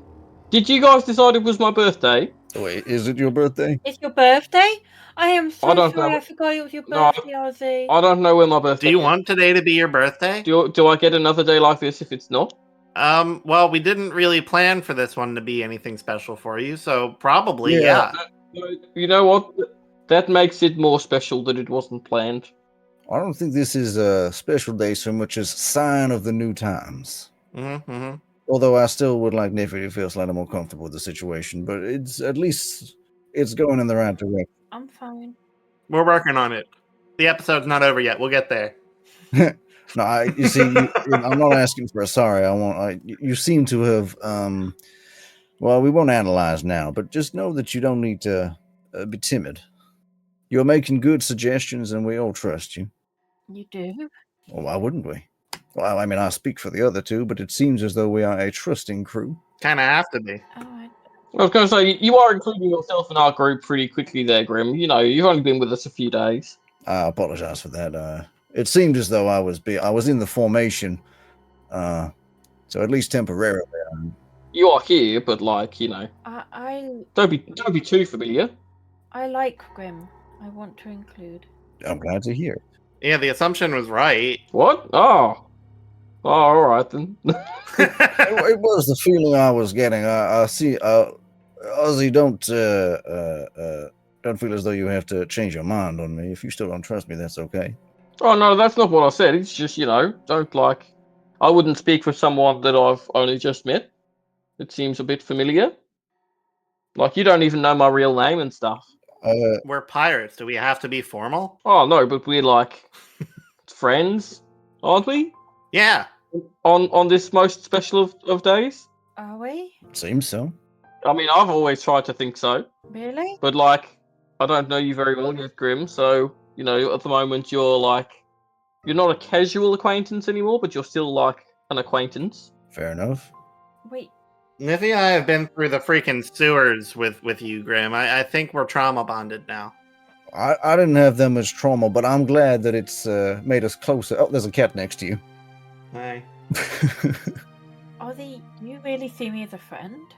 I mean, especially today. I mean, every day, yes. Otherwise, I wouldn't be, constantly putting my existence on the line to keep you alive. But especially today. Today's been, great. But why do you want to call me Nick? Because it was a nickname. We was like a bonding thing. We were having a moment. It was funny because it sounds like Niff, which is what it would have been, but it's a nickname. We had that thing about it being an Oz name, and we were commenting on it being strange that it's called a nickname. It was intentionally humorous? Oh yeah, otherwise it would have been a bit strange. Oh, I thought you were calling me you hated me. I'm sorry, why would this be a name for someone you hated? Because it's not my name. It's nothing like my name. No, but that's the point of a nickname. Did you tell him you didn't want to be called that, and he tried to call you that anyway? I didn't want to make him hate me more. Yes, I think I understand. You have tried to be nice and instead have put yourself in your own head. I think Ozzy is saying here this was a nice, friendly encounter, and you have taken it as or it has been interpreted as a negative gesture. Oh, is that why you've been acting so weird? I've not been weird. Okay, but anyway. What is that? Why you've been acting the way that you've been acting? That is obviously not strange. What Grim just said? No, You know you can be nice and still stand up for yourself, right? Oh no, because when I stand up for myself, I get called mean. But no, you can stand up for yourself and not be mean. Yes, I understand. I may have had a hand in this feeling as well. what? Why? Oh, I did call out Niffy for being mean. Oh. Like, don't get us wrong. You can be mean. Like, we all have the capacity. I'm not. I don't want to be a mean person. Oh, really easy fix then. I think perhaps your personality, which I will admit we lack, being sassy, sometimes shifts over into a little hurtful. I apologize. Like, all those times that I told you that you were hurting my feelings? No. Oh, okay. Well, there's probably a misstep there then. Yes. I told you a few times that you were hurting my feelings.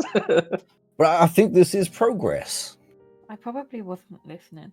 I think that's probably the thing that's going to make a big difference then. I don't feel safe standing in the open here. Yeah, I love this no, conversation. this isn't the place to be having this one. But It is very this always seems progressive. to be where it happens, though, is in when we're in If trouble. it's needed, it's needed. But I think we should go that way. Okay, yeah. I'm confused. Are you scared of all these cats? Not the cats. The thing that I saw that was most certainly some kind of zombie-like being. Oh, I get it. Just because you're a hat, you scared of the undead? Unless it's the one that you know. Oh, my best friend's an undead. I get it. But you know what? I'm not going to let it spoil my day. No, Ozzy. I don't think you do get it. I think it was more so like the dodgy, like darting around and like watching us that's kind of throwing Grim off, because that's what's throwing me off. Mm-hmm. So I don't think it has to do with them being undead. I don't even know where you got that line from. Well, we're in the place where everyone hates the undead, right? Yeah, but we don't. Yeah. Yeah, but they don't know that. Wait, how can they hate the undead if they Okay, are... do you want to try talking to him? Yeah, I can try that. All right. Guys, Lead on. Oh, yes? Yeah. Hang on, wait. Nikki's What got an idea. what if they hate the undead because of this place? Yeah, that's Oh. possible. From what I know about the Kugaronian Empire, it's mostly because they're all dicks, but it could be because of this place. I mean, it could be because they're not. All right.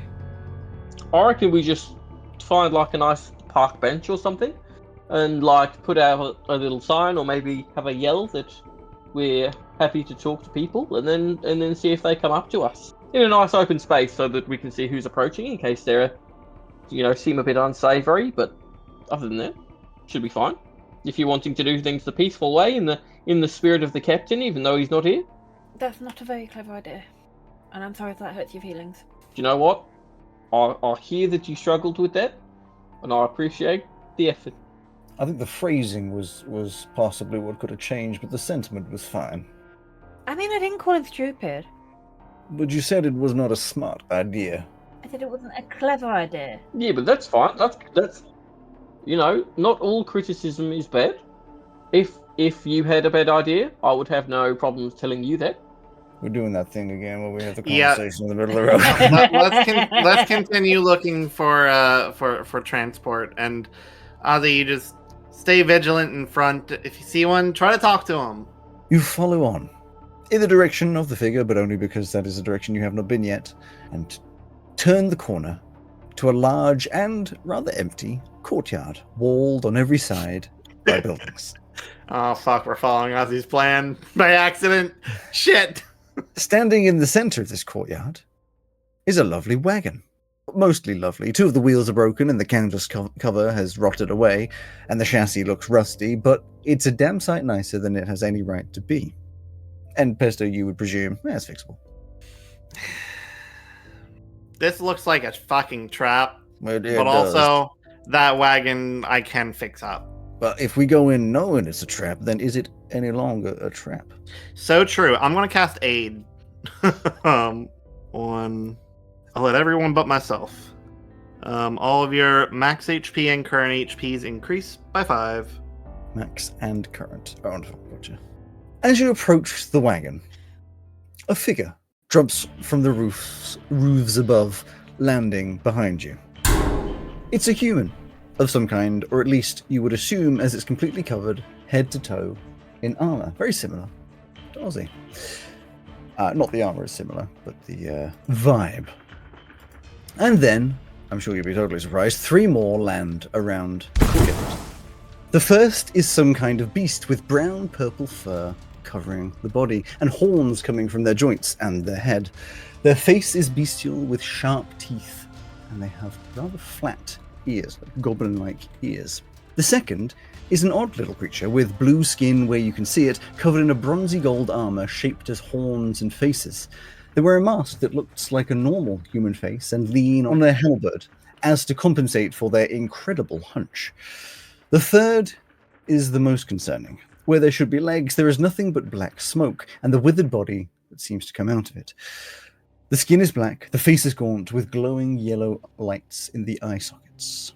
Any flesh you can see on any of these bodies is evidently rotting and almost zombie-like, but the movements of these creatures is that of intelligence. And as you were expecting it, there is no surprise round, but you are going to need to roll initiative.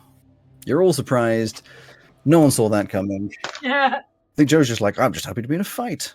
I do enjoy a fight. It's where I get to use my real-life skills the most. Uh-huh. As we all know, a very proficient fighter. Yes.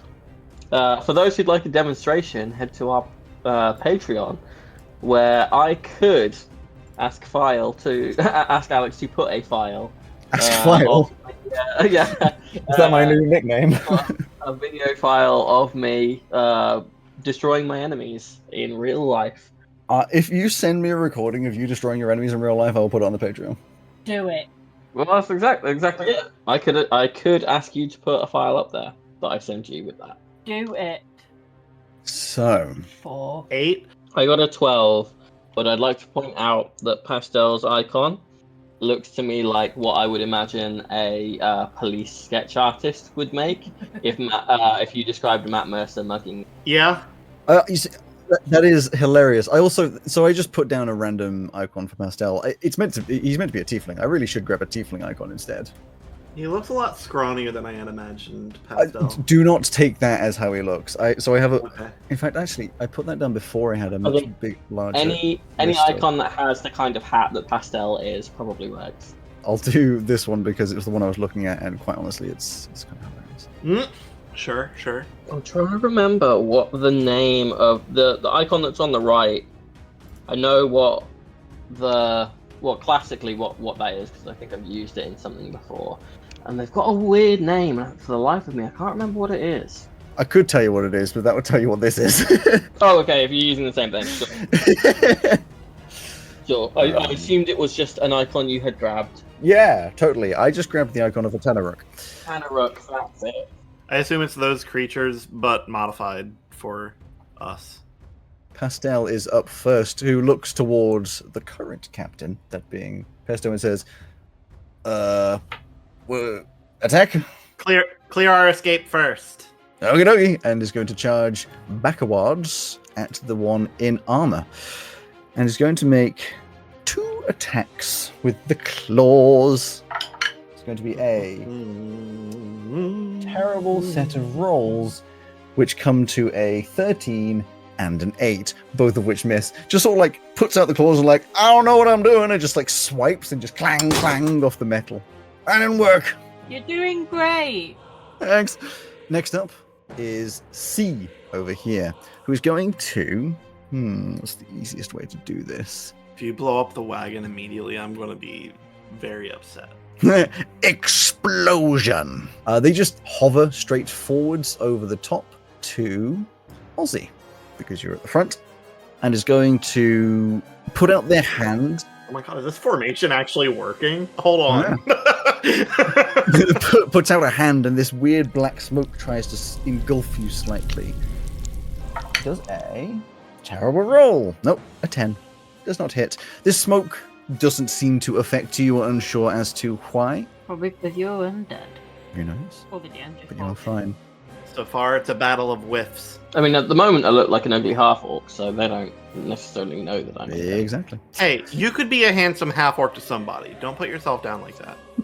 B, the short one with the hunch, is going to pull out their... B, which is definitely not American for the Baldur's Gate 3 players out there. I don't know what you'd be talking about. So they're going to take out their... Well, they already have out their halberd, and they're going to attack Niffy. What the fuck?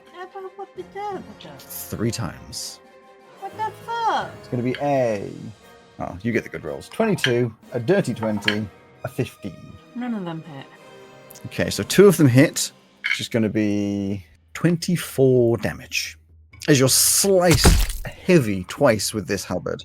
Then, the one on the right, which can move that far, is going to go here between Ozzy and Pesto, which is the corner of the two of you, and is going to attack with... Yeah, okay. With the great sword, which they are holding in their hands, this giant, almost bone-like sword is going to attack Ozzy. 14 doesn't hit. In fact, no, it wasn't even that. It was a 12, doesn't hit. And then he's going to try and bite Pesto. The fuck? Dice. I will use my protection reaction to impose disadvantage. Wonderful. I don't think it's needed, to be honest. That bounced off the natural 20 like nobody's business. Does a 15 hit? I presume not. So you're going to... you see this like giant mouth leaning down to try and bite you. How does Ozzy, like, in world, how does it look as you... It is like a shield for small friends to hide behind. Yeah, so as this mouth comes downwards, the shield just clang in front of you. A house-sized shield. Yep. House-sized shield blocks me. You guys have done pretty well getting away with that. Ozzy, it is your turn. Okay, I will begin by using my free action, because you can interact with items for free. Remix! Sorry. To remove my helmet, thereby removing the illusion, and then putting it back on. And be like, oh, hi, I'm one of you guys. If you could not attack this, that'd be really nice. That'd be, we've got stuff in common. It's actually not just me, it's one of the others as well. Is that right? And maybe we could just sit around and have a chat? Is there any reaction from any of them? No. Is that because it is my turn? If it was going to be like a conversation, it would be now. Other actions would be waiting for their turn. Okay.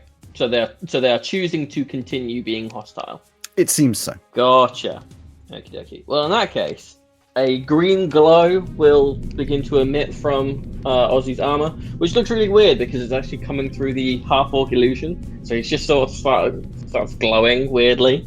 As I would like all of these chaps to, assuming, of course, as you have described them as being zombie-like, that they are undead, I would like all of them to make wisdom saving throws, please, as I turn undead. Okay. Now, thankfully, this is all undead that I choose, so I don't have to choose me. Or indeed, Pastel. Or Pastel. Yeah. Or Pastel, actually. Do I want to include that? No, I won't. None of them react. None of them make a wisdom saving throw. As in they fail, or they are just unaffected by whatever it is? They seem unaffected. Because they would also take damage. You said only if they're undead. Yes, you described them as being zombie-like, so I assumed that they were indeed undead. Okay, so they are not. In that fact is a undead. very astute, and it is not. You are being you have misheard something, but none of them react to your turn undead spell. You've been purposely tricked by Alex in description, not unintentionally. I understand. I want you to know there is very good reason it is not. Just I know. me being a I'm sure. shithead. I trust that there's reason. I will. It was purposely deceitful. I will let everyone know that they are in fact not undead, and therefore we have no qualms about being typist or speciest or whatever. Uh huh. So that's my action. So I guess for my bonus action, as I pick off a channel divinity, we'll probably summon Bruce. Yeah, I'll summon Morose. Bruce. Which actually will be a second use of my channel, because that was also something that I got. And I can do this. It's going to appear massive. Yes, I'll have my undead hammerhead shark token, please. Boom. Yeah. Although that thing is actually not a hammerhead shark, that is a gigantic beast of some kind. What's it called? A shark to crab.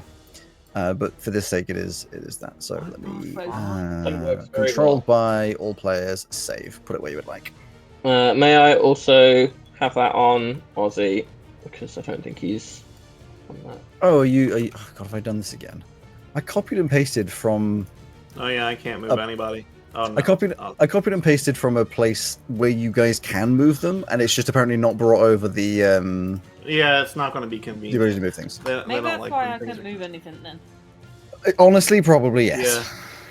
Yeah. Okay, you put it over by the armored fella. Death Knight looking guy, but who is presumably not a Death Knight. And I get to attack as part of the same thing. It's probably not going to work. 7 plus 9 for 16. On A, the armored on one. the Death Knight guy, yeah. Does not hit, just clang hits off the armor. Okay, that's my turn. Pesto, with that, the disadvantage against you fades again, because it's just until my next turn. Okay. Pesto, it is your turn. I'm gonna tap Ozzy's leg and give him haste. Ooh, very nice. You did this last time. Yep. And when it comes back to your turn, and if you need a reminder of what it does, I will do so. I think I've got it. Yeah. But other than that, I will free action release the toys, and then bonus action command Release the toys. Exactly what my head did. them. If they want to swing at any of the toys running around, they can, but they are going to spread out from me. And they will all take their shots. Wonderful. At whom? The two melee guys. The furry one. Yeah, Basil and Pine Nut will go after D. 27 for Basil to hit D, and 18 for Pine Nut to hit D. They both hit. Lovely. So that is 13 damage combined, hitting D. What kind of damage? Magical bludgeoning. Wonderful, wonderful, wonderful. And then the two ranged ones. Before you do, Basil is going to be attacked back as a reaction. Okay. Which is going to be 24. That'll hit. So gets. How did Basil attack? I forget. The gun? No, Basil melee. It's always biting with. Okay, so gets bitten, and in response, this sword just like flings through the air and manages to slice him. That's going to be 12 damage back. Okay. Slashing. Still alive. I didn't presume that would kill them at this point. Now you may continue. Okay. The two ranged ones will hit C, or try to hit C.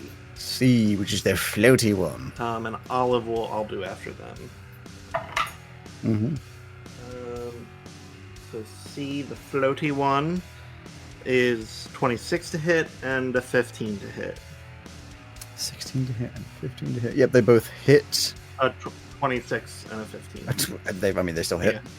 So limbs is sharp. 11 damage to C. Mm-hmm. In total. Wonderful. Yes. Okay, yeah. So both of these that have been damaged so far, you can tell it slices through and does what you would assume to be damage. They don't seem to react. It's not like this didn't damage them kind of react. It's more blood comes out, but they kind of just stay focused. Can't feel it. Don't know, but yeah. Seemingly cannot feel it. Well, let's see if D can feel an acid glob from Olive. 14 plus 8 is 22. It's going to hit. 22. Acid fires out. 8 acid damage. Wonderful. Chopping away a little bit. That should be all of them. What does Pesto do? I'm gonna fucking scram. Just way over there. Sure. You just run away. Yep. Next up is this armored one down here who is going to attack Estelle. Coming out with 2 attacks with the big sword that they hold, which is going to be a 19 and a 14. I'm not doing great rolls. I'm going to be honest with you. One of them hits, and it's going to be 7 damage. It's not that much. Just slices a little bit. Pastel just gets sliced and just goes, I don't like that. Anything else you can do? Let me just check. Oh, I should also point out, Basil and Parm are both flying now as well. They weren't previously. They're just floating there. Not floating. Basil's got little dragon wings that do not look like they should sustain them in the air. And Parm has little wings on the ship. I love it. That are keeping them afloat. Niffy. I am just gonna wail on the motherfucking front of me. Okie dokie. Go for it. 16 and a 15 to hit. One of them hits. I'll let you guess which. I'm guessing the 16. Mm. 5. 5. Your cleavers are not magical, are they? Nope. It kind of just like bounces off the armor, a little scuff off one of the arms, a tiny little mark. It did not do anywhere near as much damage as you wanted. Mm-hmm. Mm-hmm. Okay. You go do anything else? No, because it's an action to summon. It's a bonus action to summon because you have the item that makes it a bonus Oh action. yeah, yeah, I'll summon. No, the item means you can command without using the bonus action. It's still an action to summon. Motherfucker. Oh no, fucking summon then. Pastel, who is going to try and attack again. Just going to be bibbidi bibbidi boo, skibbity bibbidi bop. 2 claws.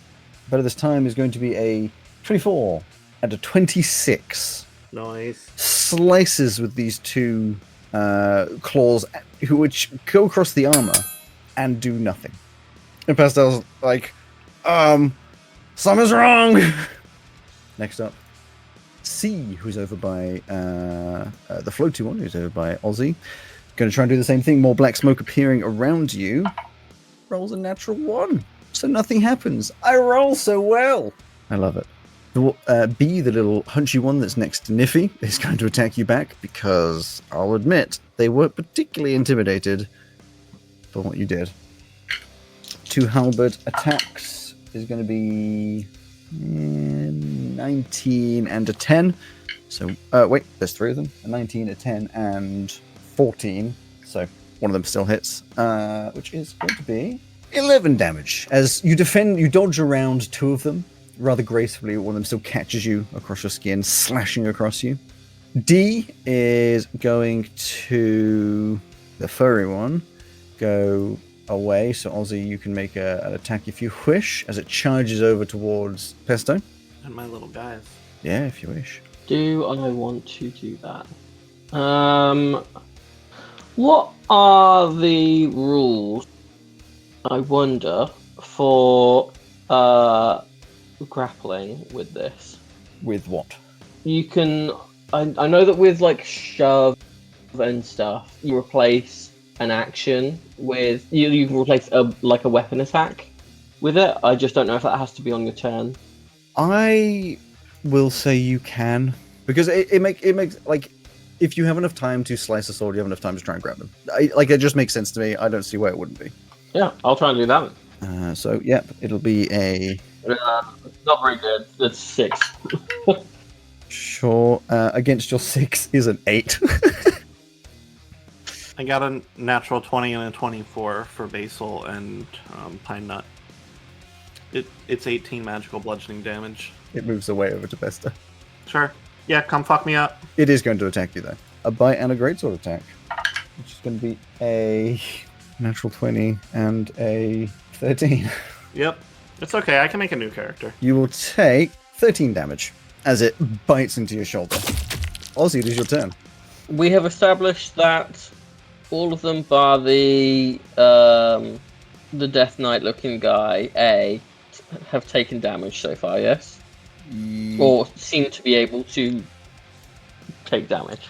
Yeah, I'm just checking the health, so I'm pretty sure. Yeah, all of them. So you have attacked. All of them have been attacked, and you are correct that the one that is in armor, is the only one that seems. I mean, you have the meta of knowing what the rolls were. Seems that there was ineffectual damage.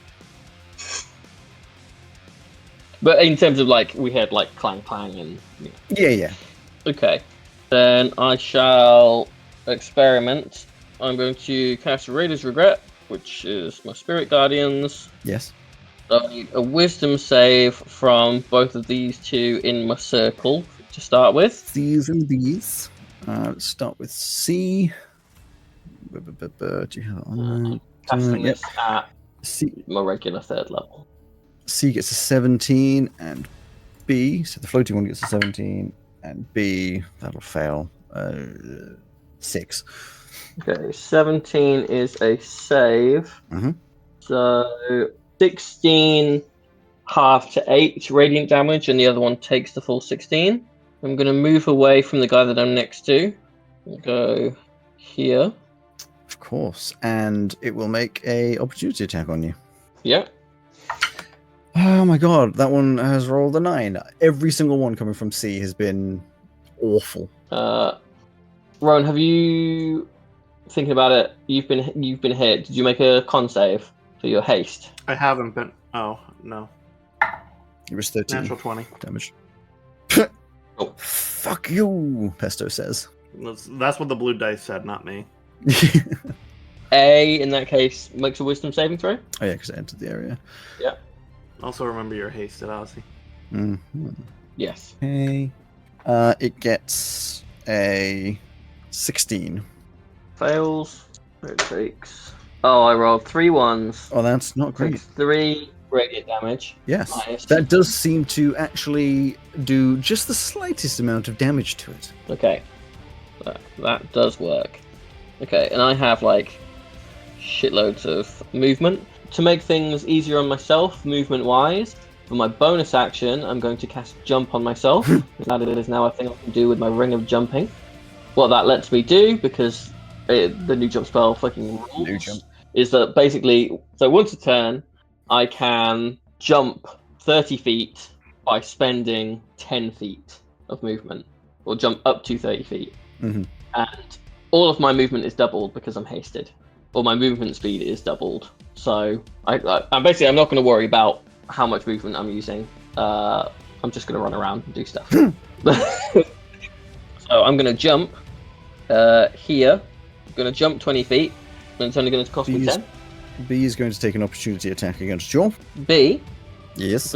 But I was here. Yes, you were. So it has a reach. Interesting. 25 to hit you. 25. Well, Actually, see, the funny thing about that is that my AC would be 24, or is 24 because of the haste. Mhm. However, I still have my reaction because it's my turn.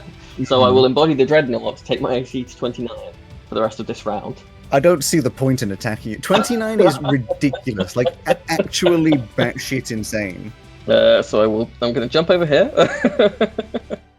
We can In remember fact- from that Beholder fight that he sucks at saving throws, though. So I mean, that is true. Yeah, Can I actually... Gonna get jump you without- to here instead. Hmm. I'm going to use my hasted action. Well, first of all, D needs to make a wisdom save. It was a natural 1, which put it at 0. Cool. That's better damage. That's 18 radiant damage. Jeez. Okay. Okay. I'm going to use my...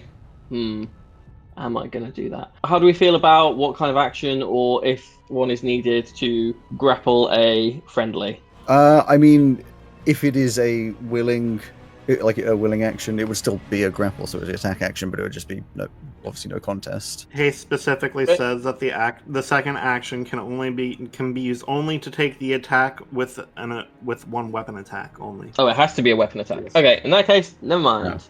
That answers the question. You are not coming with me then, Pesto. I do apologize. So I will do my weapon attack with my fancy new Warhammer. Yes. But that being the case, I will jump to. I will have been there instead. But I have enough movement to do that anyway, so I'll just move there. Just hopping around. Boing, boing, boing. So Ozzy has just become, I was going to say an immovable object, but like an unstoppable force is more. Yeah. It's both. You're both. You have an AC higher than anything can hit you. You can move wherever you want. That's a 21. It will, of course, hit. To hit the turret. Yes. So that is. You mean D, the furry creature that you don't know what it is? Yeah. But for your ears, because I know that you know what it is, because you said it earlier. No. So that is 9 bludgeoning damage, and okay. It is knocked 10 feet directly away because of my weapon mastery.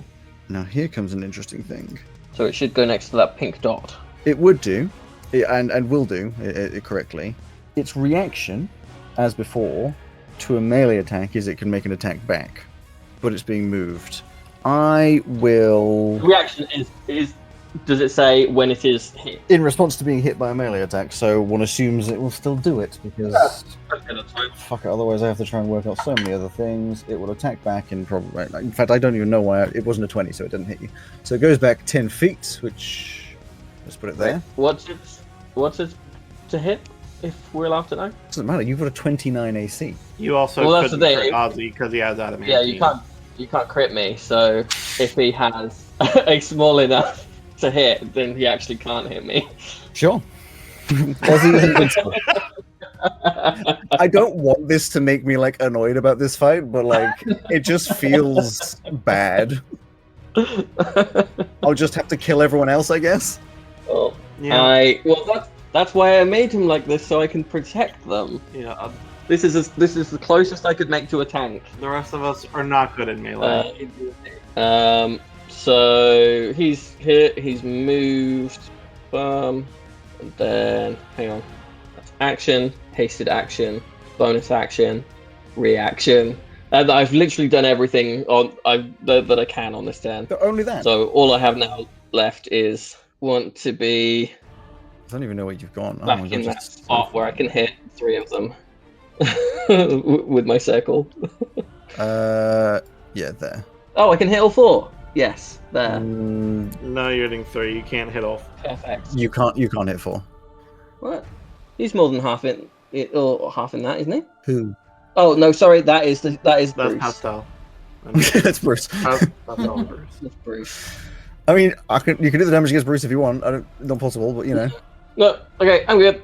Wait, yes, I'm good. Am I allowed to move on? So yes, that's me. Pesto. Yes. How big is a fireball? I don't remember.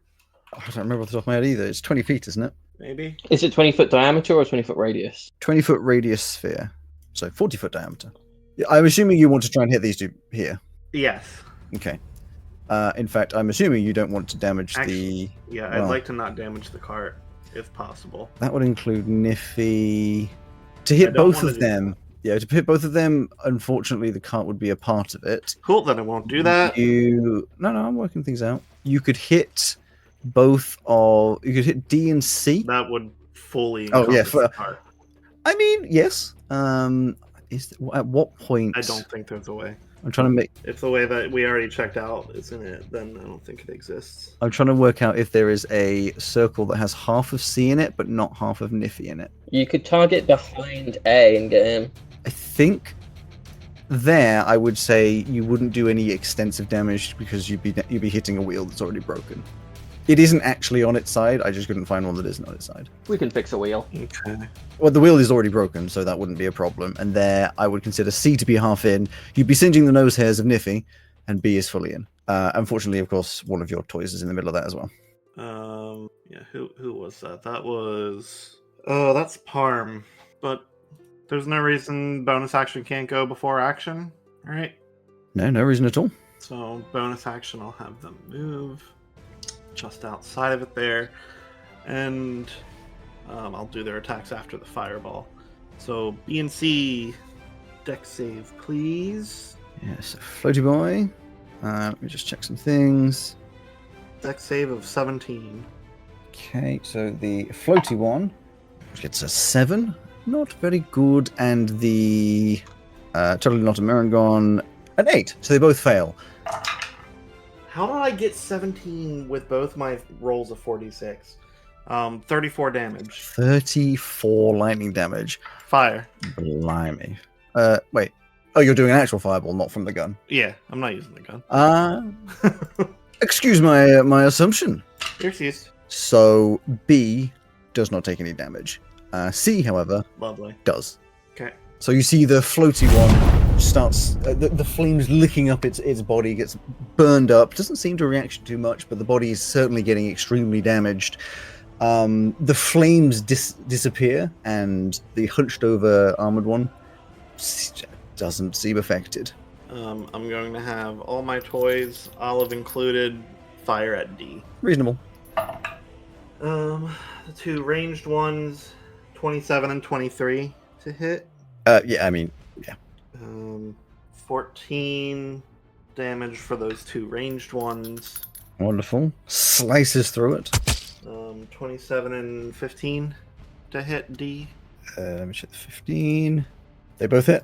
Lovely. Toys putting in some work. Yeah. Pesto's turns are so chaotic. There's a fireball explosion, these toys charging around, attacking things. They are. 13 more magical bludgeoning to D. Excellent. And one last bit from Olive. That is 15 again. 7 plus 8. Hits. And a little bit of spittle. 7 acid damage. You burn, slice, shoot, and D, this big furry thing that definitely isn't a Tanaruk, falls to the ground. And I move safely into Ozzy's bubble. Oh! Sure. It falls to the ground. The toys. It falls to the ground. I'm going to get to the end of initiative. A Hey!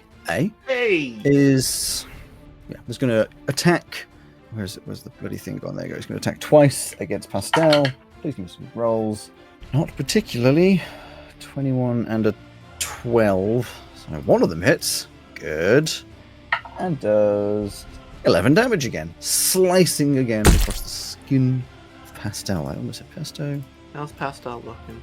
A couple of slices across the body, but though going, I don't know what to do here, it doesn't seem to be like bleeding out or crunching over in pain or anything. Okay, I'll yell out. If you can't damage him, try to restrain him. Okay. And then finally, for now, before we go back around to the start, Niffy. I am going to summon Pumpkin Spice Latte and command them to bite the dude in front. Bobkang, where would you like? Right next to me, to my right. To the north. Yes. Sure. 10. A 10 to hit, unfortunately does not hit. Chomps in on the armor and just clangs off the side. A valiant effort, but unfortunately fails. I don't like that dice today. And then we come back around to the beginning of initiative, which will be where we end up for today. In the midst of a fight, Ozzy being ridiculously overpowered. Although you wouldn't be 29 anymore, because it's until end of the round, end of your turn, until your next turn. Until my next turn. There you go. Look at this. Pastel getting involved and doing nothing, but that's just situational. Wand on the floor, your toys absolutely annihilating. A fireball. Unfortunately, only hurt one of them, but it did hurt them. Mm-hmm. I was going to say, Rowan, I am always very in shock at how well you coordinate all of your little summons. Yeah. Because Thank you. I can barely coordinate myself. if we were doing like Baldur's Gate or something, where I think I did it in Divinity 2, I had a little army of summons. That's fine when it's like that. For something like this where it's sheets, not a chance. Interesting. Luckily, they all have basically the same stat block with very few tweaks depending on which traits I gave them. And the output damage like nobody's business. I mean, they basically on their own took down D. Well, by default, they all do 5 bludgeoning if they hit, and then I added one a D4 to 2 of them. That's I good honestly stuff. think them being similar would make it harder for me to keep it straight. I think if they were more different, it would be easier for me. But no, that's stupid. Yeah, that'd be more stuff for me to look at. Though. I hope you enjoyed this episode of Magic, Myths and Mayhem. Thank you to Dark Fantasy Studio and Nicolas Jeudy and Ovani for the use of their music in this episode. And a big thanks to you for listening. If you want to hear more behind-the-scenes content, alongside extra art and lore, please consider joining our Patreon by searching Magic, Myths and Mayhem on patreon.com, or watch our extra content and games on twitch.com. For now, thank you for being here, and we look forward to seeing you next time. I'll see you then.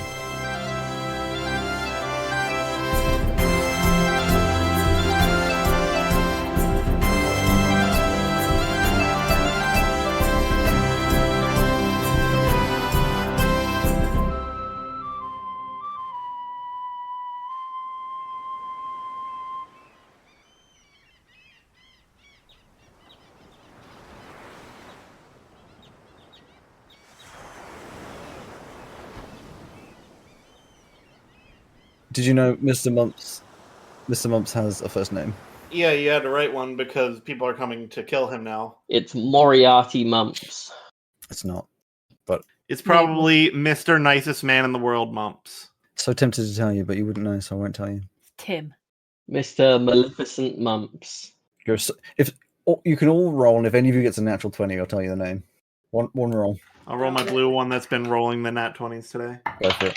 Totally got a nat 20. Okay. And- It's fucking with me right now. 19. 16. Did you actually get a I nat got 20, 11. Birdie? No. That's Can I get don't. the first letter for a 19? What is this, a battering system? Yeah. Every session will roll. Sure. It's K. Okay. K Kenny! Mumps. Mr. K Mumps. Kind Man Mumps. Kind ban mumps. Kindman Mumps. Mr. Kindman. Yeah.